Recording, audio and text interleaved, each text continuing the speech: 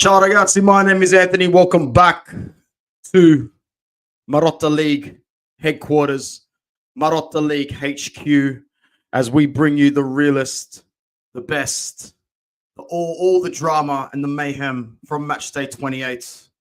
This is becoming my favorite part of the week, mostly because it's the only real permanent time slot that I've got on this channel to do a show, and I like that I cover all of Serie A in it. We're going to cover 28 today. It was huge. There are 12 of you in the house so far, which is good for this time, on a very convenient time for me, very inconvenient time for everybody else on the planet. Looking forward to this episode. Tim says, are we getting a Champions League second leg preview as well? Is that game on Thursday for us in Australia? Because if it is, bro, I don't think I've got time tomorrow to do it. And you know me, I don't want to anti-jinx anything at this point of the season. Maybe I'll do a Feyenoord no thanks for the second leg. Who knows? At this point in time, I just need natural courses to take care of themselves for Feyenoord and Atalanta. And then we could go into the international break looking to recoup some players. We're going to need it, man, because April is going to be... Ah! Holy shit! Did you say tomorrow? Oh, fuck. Do you have any idea how far forward I just dragged that laptop? All right. All right. Let's get our thinking caps on, boys. Holy crap. I shouldn't have gone live. Oh, Damn it. All right. All right. Inter versus Feyenoord. The Serie A Matchday 28 will be postponed by approximately 10 minutes. We are going to postpone the show by 10 minutes. Excuse me for being very, very, very, very, very, very underprepared for arguably one of our biggest games of the season so far. I'm guessing it all comes down to having that advantage. There are 19 people here right now. This is, to be honest, this segment is the most popular segment on the channel now. It is. It gets the most feedback and the most engagement. And I guess that's why I'm really pumped to keep doing it. Depending on the time in Australia, yeah, I'm checking it. It's 7 a.m. When I'm at school tomorrow at 7 a.m., we are playing our Champions League second leg game against Feyenoord Rotterdam. Holy shit. I was not ready for that. Anyway, luckily, who scored are very ready for that because they've got their predicted lineups up already with a probabile formazione to go with it. Damn. Tomorrow, you know. Tomorrow. 14 hours, Ben. Thanks, cuz. Thanks, Ben. This is how we're predicted to line up tomorrow. Martinez in goal. Bastoni, De Vrij, Pavard. Right off the bat, strong defense. Bastoni there, Pavard there, strong defense. A defense that shouldn't be leaking to this Feyenoord Rotterdam side. Augusto, apparently at 90% fitness, I was reading earlier this week. That's great. He is a more than reliable starting left back to play at home in a Champions League game against a poorer side when you are 2 goals to the good on aggregate. Mkhitaryan, Hakan, Barella, Dumfries. Can't argue. We don't have a disadvantaged lineup. We lack some depth on the bench. But if Inzaghi is really going to play basically our best team forward at the moment, I don't know how I feel about this, to be honest. For me, if there are even slight injury concerns for Thuram or Martinez, leave one on the bench for Arnautovic. Leave one of them on the bench for Arnautovic, who's picked up a little bit of form. Has been updated Zoma to start. That's also a good decision, really, because he can't have a howler, surely. And even if he did, he's allowed to have a howler and let in one. We are without Zielinski for the matchup again. Bruv, we can't think about that for now, Josh. Love that you're commenting here again. Welcome back. But I just really need to get through Feyenoord before I even think about any other game in the Champions League. I hate this color for this particular trim, even though the segment is meant to be neutral. Nah, just leave it. I do think that we should rest one of Lautaro or Thuram because the match against Atalanta is massive. I would hate for one of them to take a knock or to be too fatigued for the trip to Bergamo. And yeah, you know me. Anytime I see Barella starting, I think it's just a safe option. But I think Fratesi should be able to start in that game because we're looking to just nut out the midfield. Correa will handle his absence in Serie A and Coppa in Italy. I don't know about. See, I know that Thuram is playing on painkillers this season. He's not 100%. Hakan as well wouldn't be 100%. Like Nick Knox is saying, the Atalanta game is very scary, and I do think it's taking priority. Yo, Alex, come on. What's good, my G? It's so good to catch you, bro. Oh, what a guy. If any of you are liking the animated reactions and versions of myself on the thumbnail, that's the guy. What a sick guy. Thank you, Alex, bro. It's good to see you here. Lautaro is off for Taremi in the predicted lineup as well. You know what? That's not a bad decision, but we can't start Taremi and Arnautovic. We will never score a goal.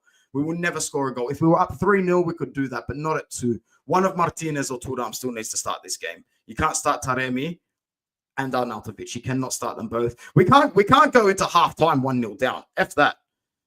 We need to be a little bit safer than that, guys. We do need to be a little bit safer than that. Despite winning 2-0 in the first leg, nothing is guaranteed. We needed a very dramatic victory against Monza on the weekend, although nobody's complaining now. 3 points are 3 points at this stage of the season. We just want to ease into these quarterfinals in peace, produce a professional performance, make sure that our ground feels like a hostile environment because, you know, it is a hostile environment playing in De Kuip in Rotterdam. We need to make sure that the Piazza is loud, rocking, make sure that we are all that the players need to perform. We're trying to win a lot of competitions this season. We need to keep the vibes high. And a good vibe is making sure that we are not troubled in this game. This game cannot go to extra time. That's for sure. And I know probably people are sitting there going, what's this guy talking about? 2-0 going into extra time. Brother. I see you, John. Thank you, cuz. John has got me a better predicted lineup here. Bro, that's a lot of changes to what I've got up on the screen. Those are a lot of changes compared to what I've got up on the screen. I need that lineup on here to show the people because that's just not fair. This lineup on the screen right now is complete garbage compared to what I've got.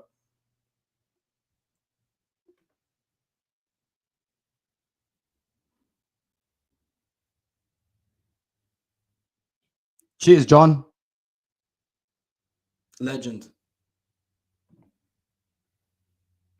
How did I like Correa in the midfield role? Look, boys, it's Monza. It's Monza sitting back with 11 men. Joaquin Correa wasn't playing. Like, I hate to shatter this illusion. I didn't say it. This is the first time I'm saying it. Did Joaquin Correa play as a midfielder for Inter in that game? Or did he just pick up the ball really deep and make sideways passes? He didn't play midfield. There was nothing tactical about his positioning. There was nothing tactical about the way he was played. We just needed a professional footballer who can pass a ball and hold onto a ball while the team sits back. That's what Correa did. That's my honest opinion of the performance. That's my honest opinion. And I'm happy to be proven wrong. But in my honest opinion, brother, that's the first and only time we will ever see that in our life. Happy to be proven wrong. If he plays another game in midfield and it's more than like 10 minutes, 15 minutes, and he does actually do a midfield duty, I will personally apologize to you, Ben. Personally. I just think it is a massive, massive one-off. Massive one-off. All right. Big shout out to John. Let's get this up instead, eh?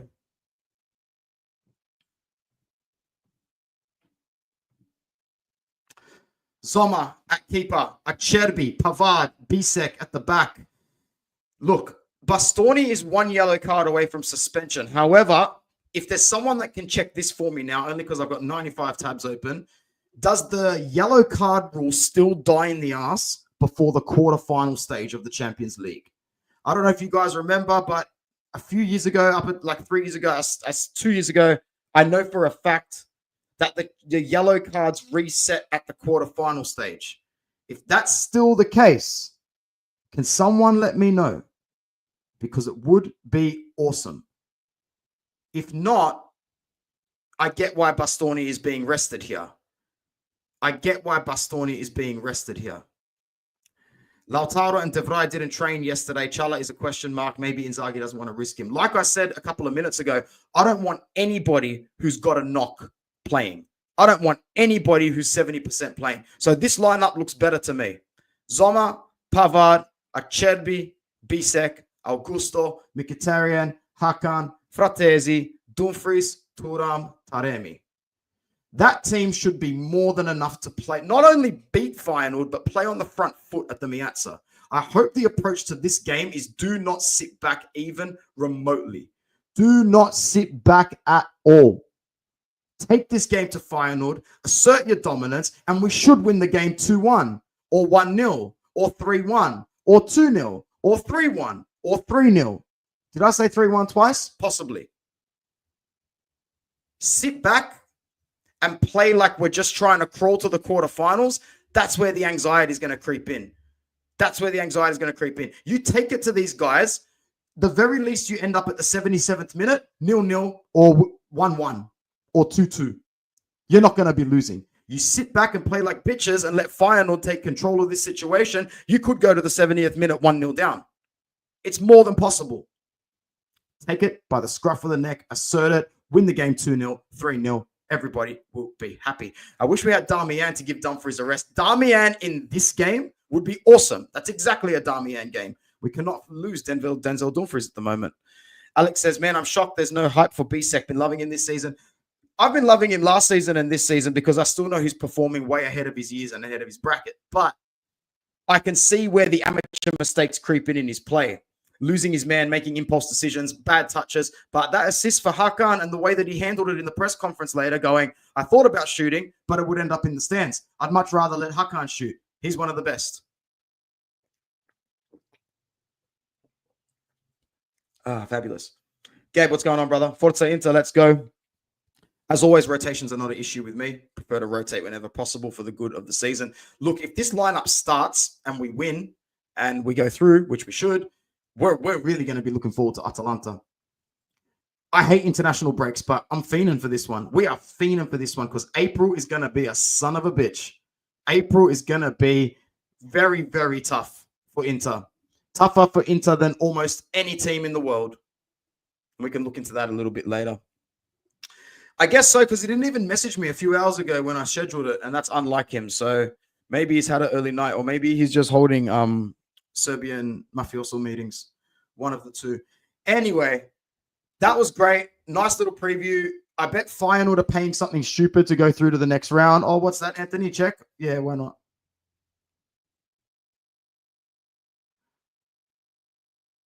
Let's see. Let's see if there was a disaster on our hands, how much a human being could profit, an Inter fan could profit.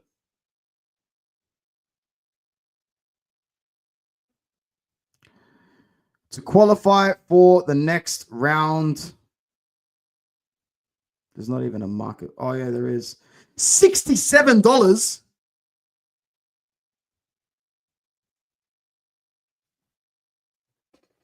I mean, it's not going to happen, right? Right? $67.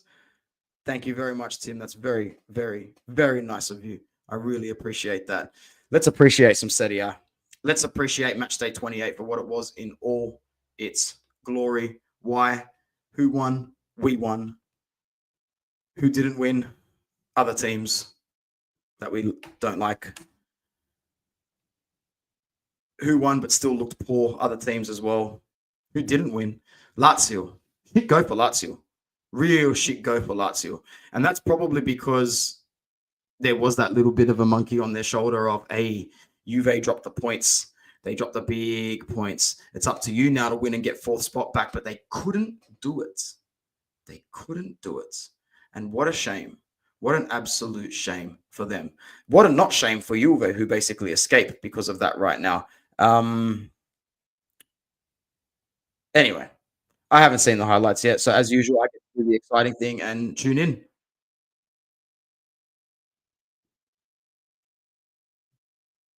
Tovan takes on Romagnoli. Oh, he's going to score. No. Luca. Tovan! Well, I mean, he deserved the goal. He deserved the finish. It was all him building up to it. Great first goal. Great first goal. Great first goal. Yeah, we'll get to that very soon. What's going on, Wando? Good to see you. Always a fair team player. Fair team player representing the old badge. It's missing, bro. It's missing from your club. The identity is gone. It's gone. It's gone. Mattias Vecino for Romagnoli. Oh, Mattias Vecino, gang. Lali, bro, he's doing the same thing. Mattias Vecino. Was there ever a more exciting time on the come up than Mattias Vecino's two headers? First one against Lazio to qualify for us to the Champions League, and then in our first game back against Tottenham.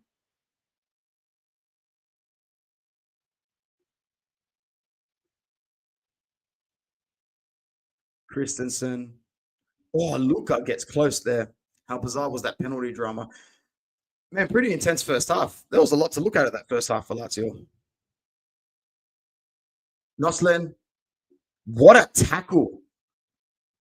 What a tackle from Kamara on Zaccagni, who doesn't appeal shit.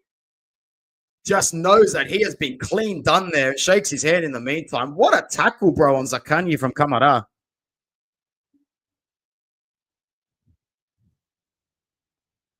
Lazio's away jersey looks like just a regular golf polo or like a regular sport training top you'd buy from Rebel Sport for two for $40. Looks like Under Armour.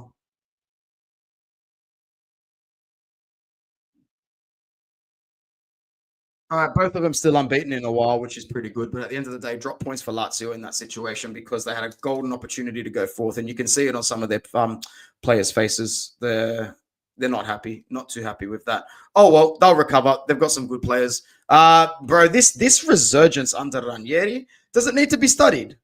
Doesn't need to be studied a little bit because 1-0 away to Empoli. It doesn't matter how the points come, as long as they come, and they're right there, right now. Empoli gave the ball away because I watched majority of this game, like first minute of the game. And Matthias Soulé gets the ball without much power and pullback, smacks it from his left foot into the bottom corner, and you can kick off and start the game again. Roma start with a handicap. 1-0. 1 bloody nil after 1 minute. And the rest of the game was Empoli having to use way more of the ball than they needed to, but than they usually are used to. This played in Roma's hands, and Pellegrini should have made it 2-0 at one stage with Shomurodov setting the ball up. It played into Roma's hands because they had a lot of energy to keep at their original game plan, to make sure that they didn't need to take the foot off the gas for the sit back. And they didn't, because Shomurodov should have scored in the first half as well. Kone also hit the post. Like Shomurodov, I think, hit the crossbar. And then he hit the post. Like, it was nuts. This is all still in the first half. Because I'm picturing them going the left set, the west end. And, 1-0 at halftime. Silvestri had a good game as well for Empoli. It really should have been more. Roma had the ball majority in the second half, as I can remember as well. I can't remember a clear-cut chance for Empoli. Trying to think. I can't remember one clear-cut chance for Empoli in the second half. All I remember is Roma chances as well. I think Baldanzi got pretty close at one point. But, yeah, points for Ranieri. More points for Ranieri. And now, we'll look at the table in a second. Is it completely impossible for them to make Europa League? Like, surely they can't make Champions League. Surely not. Surely Juve and Lazio have kept that sort of distance. We won't move into that. I can't remember exactly how many points they've got off the top of my head. I really can't. Anyway, what was actually a pretty exciting game was one of the worst teams in Serie A won, Bologna 2. Another win for Bologna, and they just keep climbing. They've got 50 points. They got 50 points. I remember because I remember their points tally at the end of last week. It was 47 points. 47 points. Did they go to VAR for the penalty shot for Venezia in the first half? I actually can't remember. I did watch the main highlights, so I'm not going to go back and watch them now because I also don't want to be too long today. I don't want to watch every game. But they must have gone to VAR because it was disallowed because Bologna scored first. Bologna scored first with Odegaard. Very cool. Very complacent finish. And yeah, the Bentigordi is not the hard place to go and get points. Verona is a shit team. I really want them to get relegated because they couldn't take any points from Juve either last week. Odegaard almost scored again a couple of minutes into the second half. I remember he had a good shot saved or it hit the crossbar. I can't remember exactly. It probably got saved from the angle that I remember him shooting on.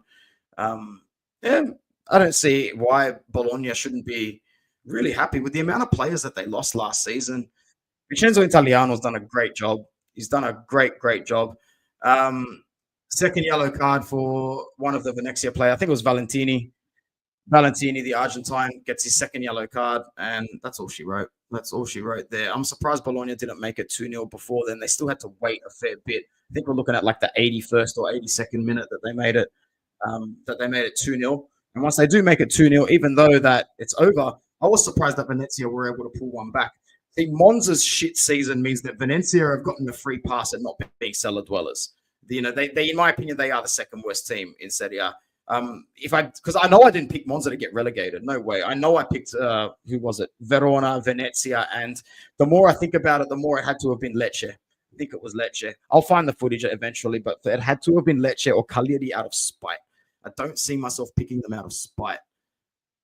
I do see myself picking them slightly out of spite, to be honest. So it wouldn't surprise me whatsoever. But anyway, do I think Motta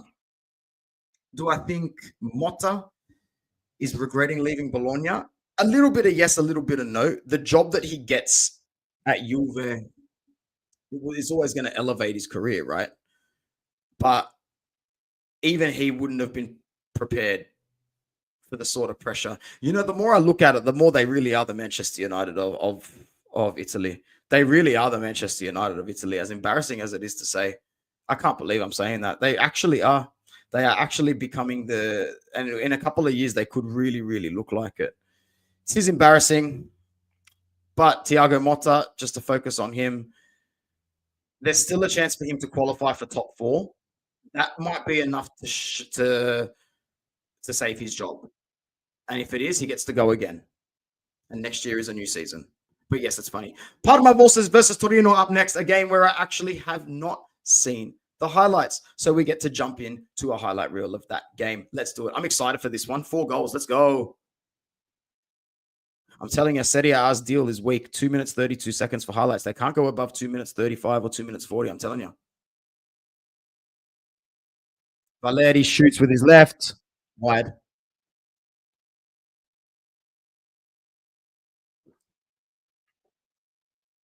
Good turn from Casadei. He scores in this game. Don't tell me. Elmas. Great signings for Torino. Elmas, bro, he is balling since he's come back. He is balling. I'm going to message my mate Armando like right now, right on screen.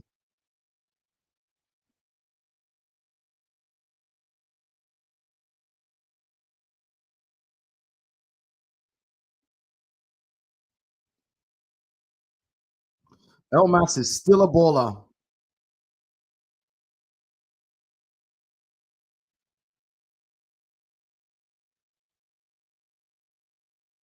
Unbelievable. Valeri's cross in. We're an hour into the game. Great control. Great control. Matteo Pellegrino. First goal for the club. First goal in Serie A.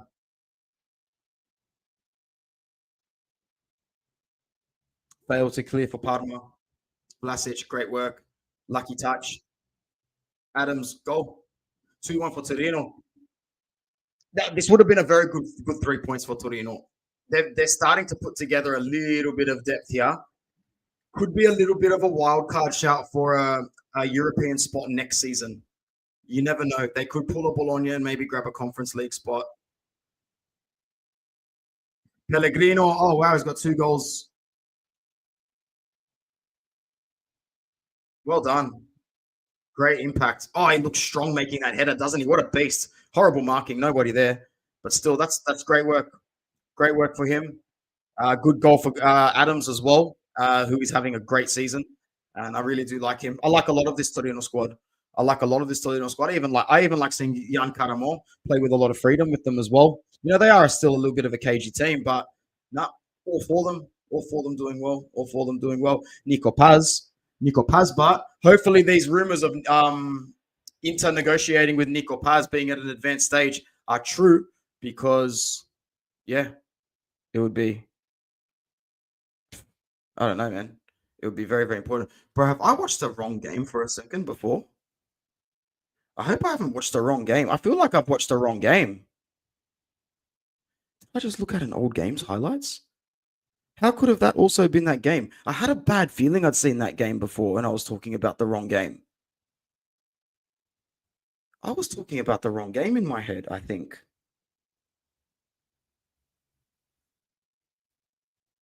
Oh, man, sorry, guys. It's been a long day at work. I think I'm spinning out.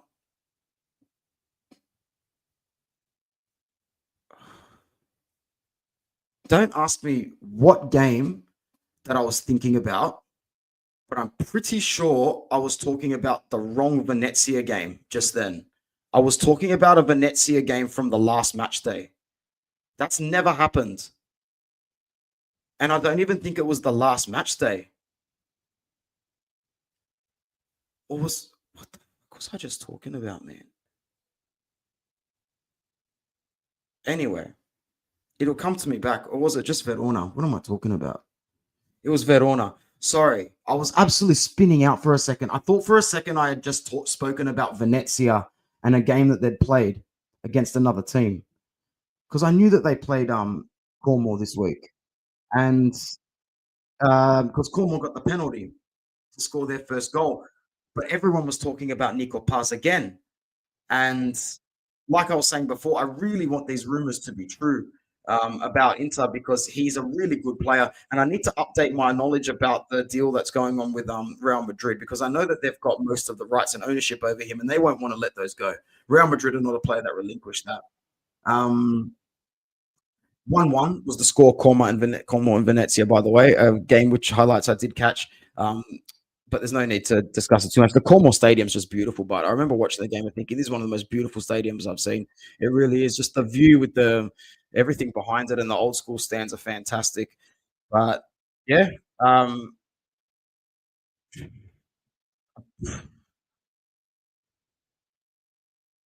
just thinking about Nico Pazze. I don't think we can get him.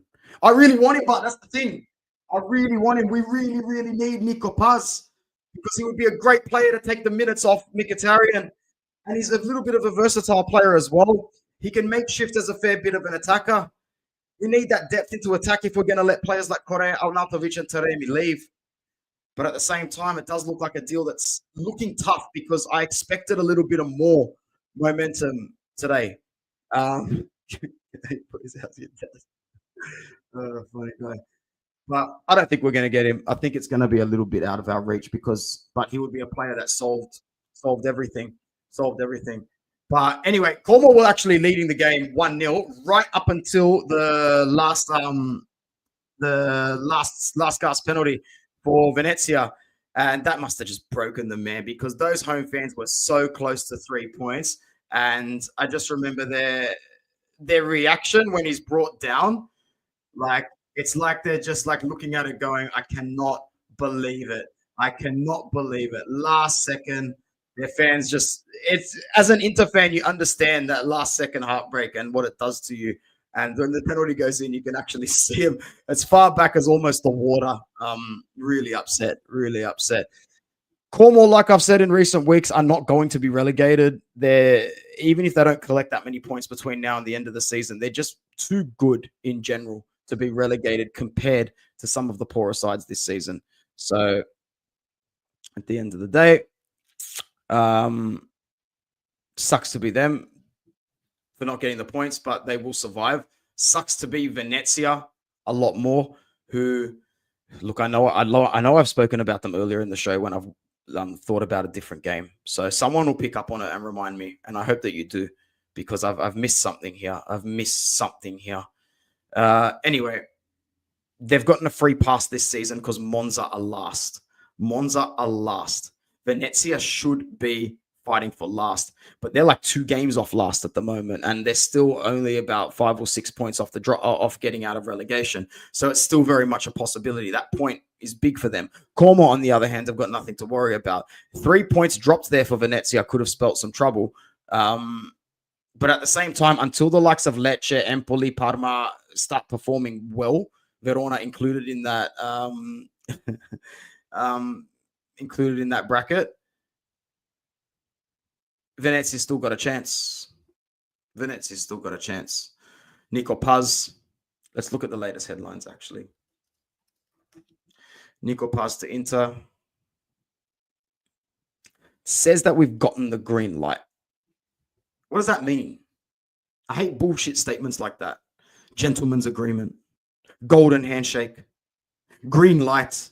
There's no deals. Nothing's been agreed. Nothing has been agreed anywhere. But he's very good. He's very young, and I don't think it would cost the club acres. So it could very, very, very, very still happen. Let's go to some comments. How hilarious is it seeing Calabria celebrating with Bologna above Milan in the table? Stuff that wasn't on my bingo card for this season, bro. Big up the 22 people here right now on Inter Worldwide. Thank you very much, including Snissy Boy. Anyone watch UEFA Youth League highlights? Yeah, I've heard that we've been doing very well, but I haven't even watched some highlights, to be honest. I have not even watched it. Very well, thanks. Next game. 1-1 between who was it? Cagliari and Genoa. I haven't watched a damn second from this game, so I get to go and watch it now. Let's do it. No deals. Bro, he scored again.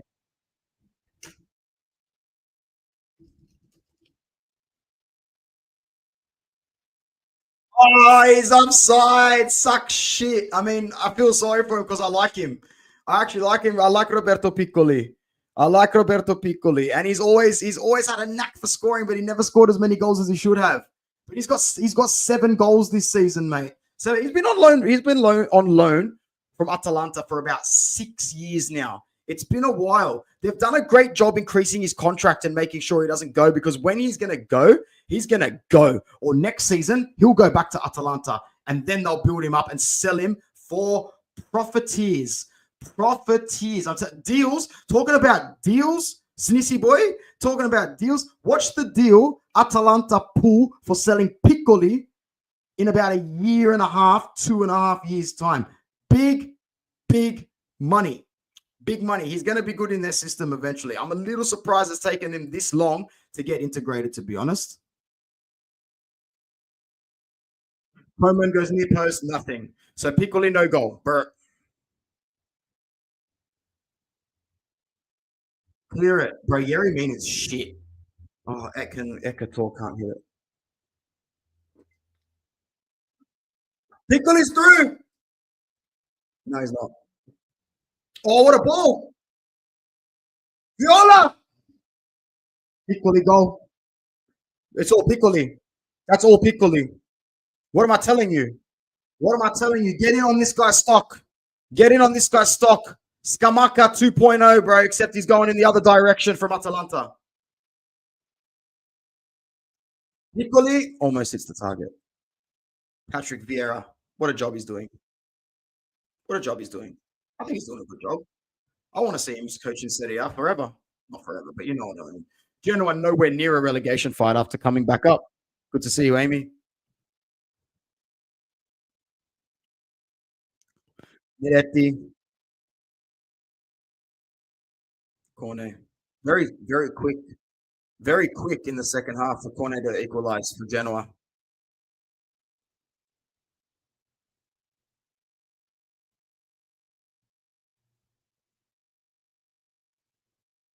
Oh, Davinta should have scored there. Davinta should have scored there.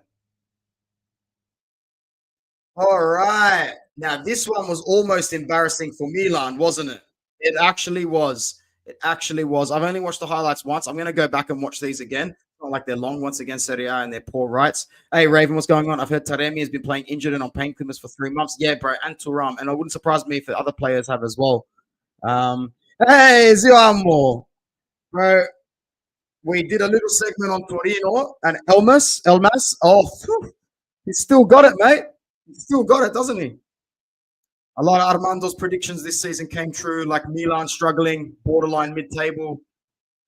Armando was the only person that said Thiago Motta will be sacked by the end of the season. And right now, he looks like the only one that might be right, because I don't think he survives the end of the season. Kristovic, what a hit, bro, for the goal for Lecce. Lecce this season have been a little bit unlucky in terms of turning over a lot of points late. A lot of late points. We've got 20 people on Inter Worldwide right now. Like the video, subscribe if you are new.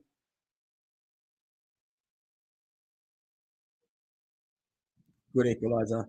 Nah, offside. Gabbia, offside. Kristovic hits the post. Hits the post 20 minutes in. I remember these highlights now. Sorry, I don't remember watching them because I didn't watch them too intently. Jimenez. This is the second half now. Jimenez hits the post.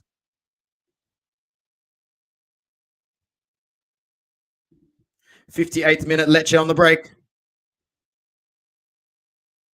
Helgason, Gilbert, Kristovic. Kristovic too. He will be so pissed off with his defense for throwing this game away. So pissed off. Yeah, absolutely. He's balling out. He's always had those nice feet. Not good enough to be in a Scudetto winning side so much. But hey, at the end of the day, even if you guys brought him back on loan, I'm sure he could have done something. He's still got it. All right. Let's have a look at this comeback. Starts on the 68th minute. Leao. Felix. Deflected, but Felix scores. He really needed something. Oh, no, it's offside. Sorry, not offside. Own goal. Pulisic goes down 5 minutes later. It'll be 2-2. Easy decision. Bad challenge. Pulisic 2-2.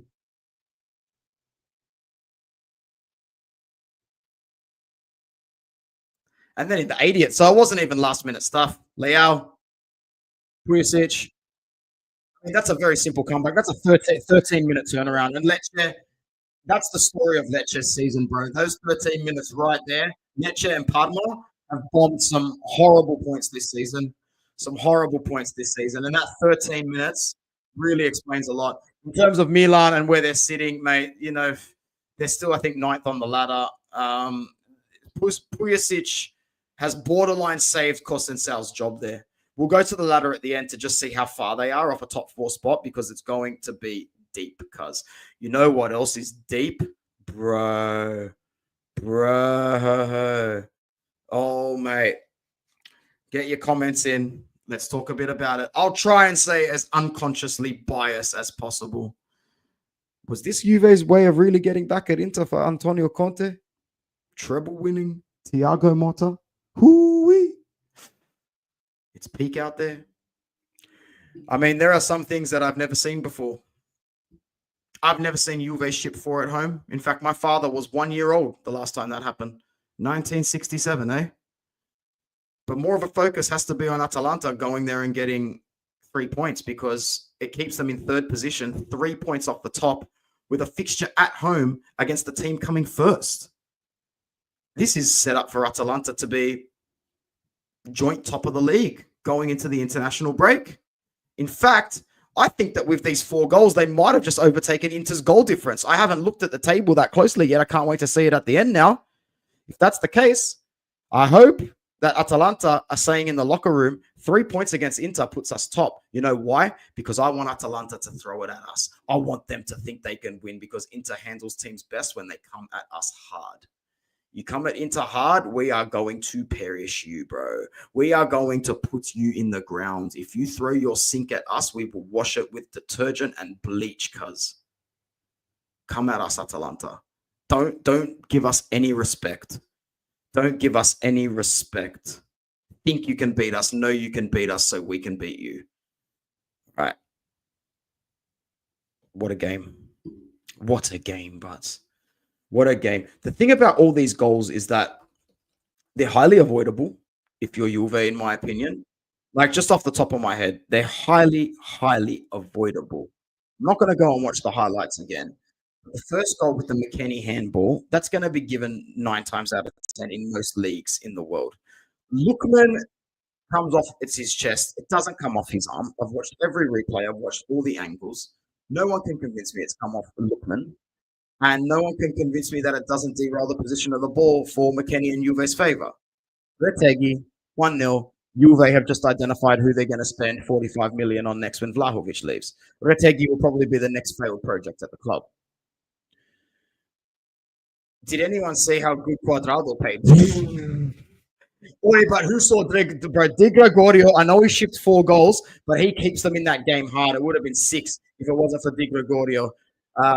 They should have been 4-0 up Atalanta at the end of the first half. Juve just stayed in it. Even from the corner, they still had another chance. Zappa Costa. Like, I remember that as well. Like, how many times was the ball meant to go in the back of the net and Di Gregorio prevented it from happening? Crazy stuff. Second half, 45 seconds. Lookman, I think Retegui has the first rebound. Berun with the second. And that just shatters it. It just shatters it. Sorry, Wando, bro. None of your players get man of the match, especially a goalkeeper if they have to get 4 goals out the back. But yeah, he was your man of the match. He was Juve's best player. There's absolutely no doubt. Yeah. What do you mean, bro? Has restarted this club's year? I think so. I think that's what you're trying to say. He is leaving, but he is leaving. Oh, bro, that before we get to that Vlahovic league, that third goal. How old is Kolasinac, by the way? Kolasinac is 31. Zappa Costa is 32. Bro, that third goal, that Zappacosta and Kolasinac exchange, bro, that ripped Juventus to shreds in that box, man. The finish between the legs. I mean, go figure, an experienced defender like Danilo might come in handy at this point of the season. But I guess no one really wants to talk about the director, Giuntoli, and his part in all of this. He's a guy that's getting away with murder here as well. All the heat's on Thiago Motta, but Giuntoli's market is looking like a 3 out of 10 every single day. Every single day. So, humiliation for Juve. There's no point in me talking about it anymore, or else I'm just going to look like another conscious bias Inter fan, which I am, but I'm also very petty and I don't make it a shy thing.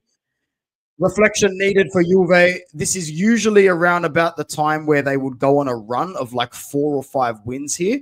But now dropping 3 points there means the maths is against you once again. And when you get to this point of the season, when the maths is against you, you're totaled. So their next couple of games, I think, is Fiorentina and Roma. They need to win both. If they don't win both, they're completely out of the title race. I think most people are putting them out of the title race already. I'm probably the only one sitting here in front of this camera saying that it's not over, because it's not. 9 points in 10 games is still not over in my book. But guess what? They are crap and they are not good enough to win it. So they will not win it. But the maths is still mathing. They will be out virtually mathematically in the next 2 weeks to a fortnight. I am also mad that Lazio failed to capitalize, because it would have shifted their mental energy towards a top 4 scrap, which they are in. Okay, I'm just anti-jinxing the world as always.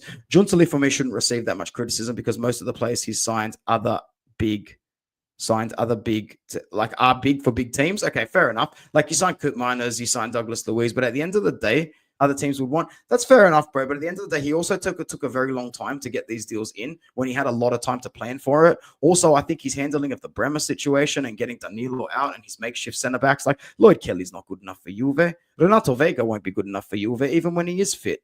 You know, you guys are mentally downgrading your expectations for your players.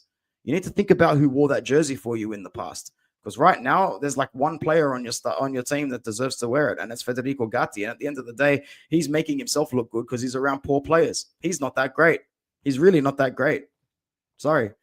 Anyway, no more. Zappacosta, but why is he still playing well? Unbelievable. Romelu Lukaku got his first goal in 4 games. And you know what? That little pairing up top of Lukaku and Raspadori works more often than not. It works more often than not. You've got perfect complementary players for each other. Are you ready for a guy to literally take control of your club as an individual? Are some of your fans really thinking through this sort of mentality? Because you're trying to build a club that depends on a system and a structure, and you bring in an old-fashioned guy like Gasperini who would have to run everything by himself, or his way or the highway. Bro, if you guys get Gasperini, he'll leave in the amount of time that Inter made him leave, bro. That's not the right choice.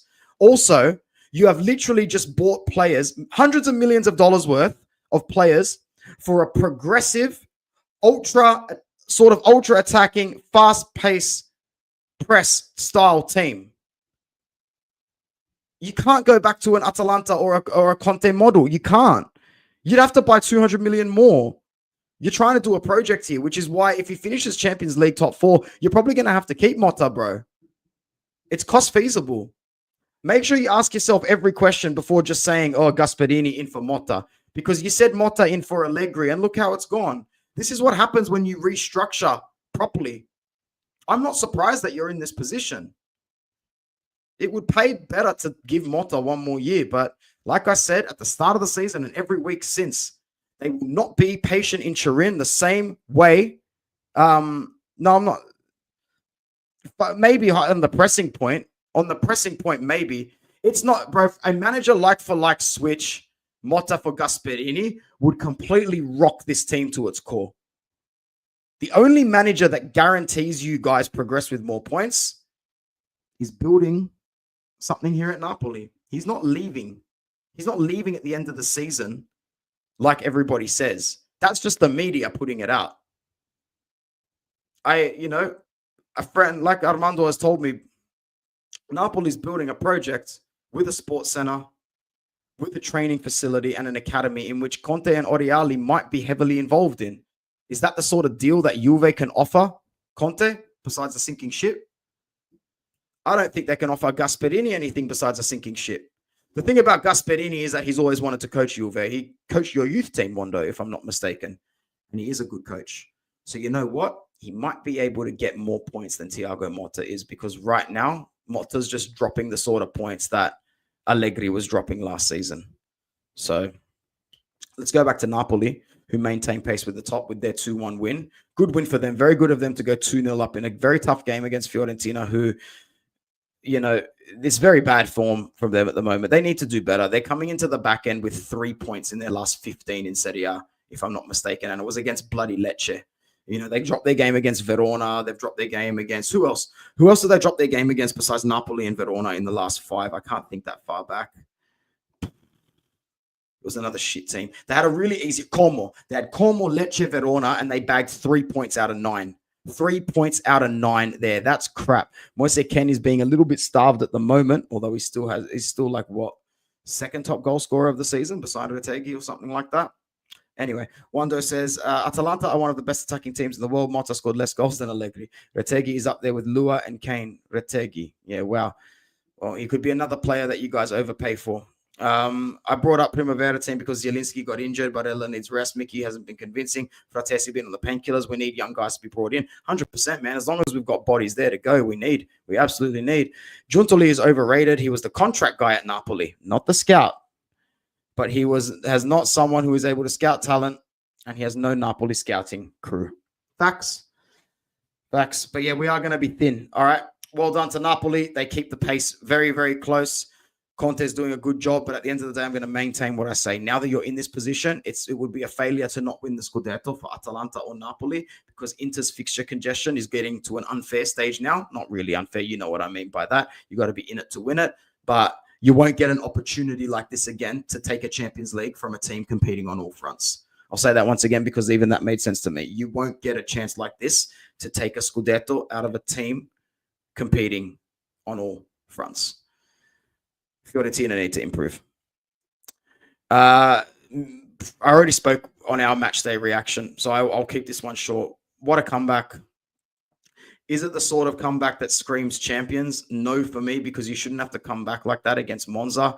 But at the same time, our congestion is very heavy. We just came back from Holland like 72 hours before that against a very hostile crowd in De Kuip, beautiful stadium. I'm very privileged to say that I've been there before to watch a game. And it was great to see Hakan back.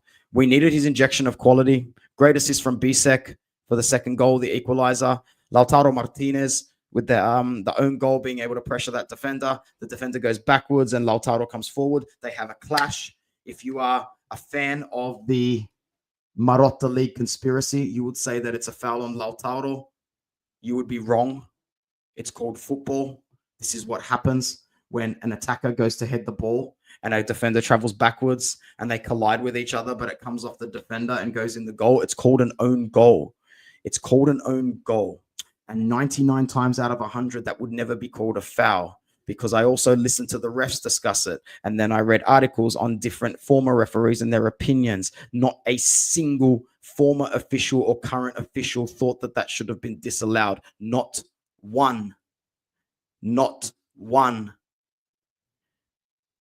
Marotta League Twitter did.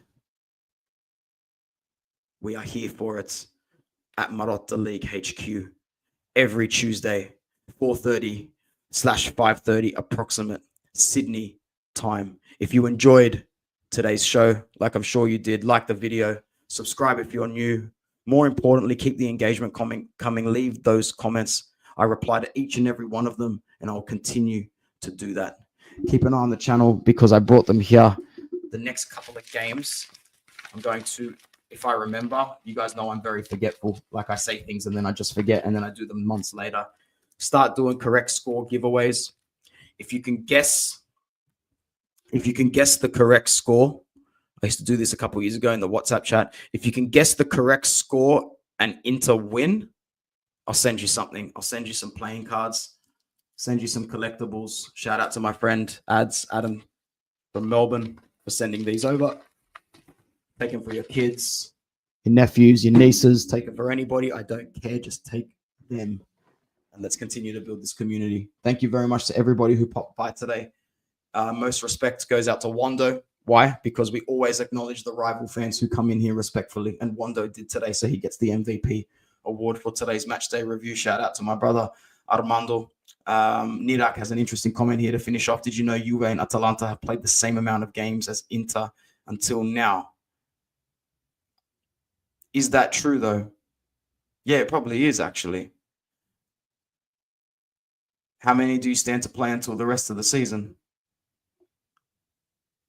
The schedule for Inter in between now and the end of the season is a whole new league on top of its own compared to the Scudetto run. So I'll say what I'll say again. Atalanta and Napoli will never, ever, ever get a chance to take a Scudetto from a team competing on all fronts like this.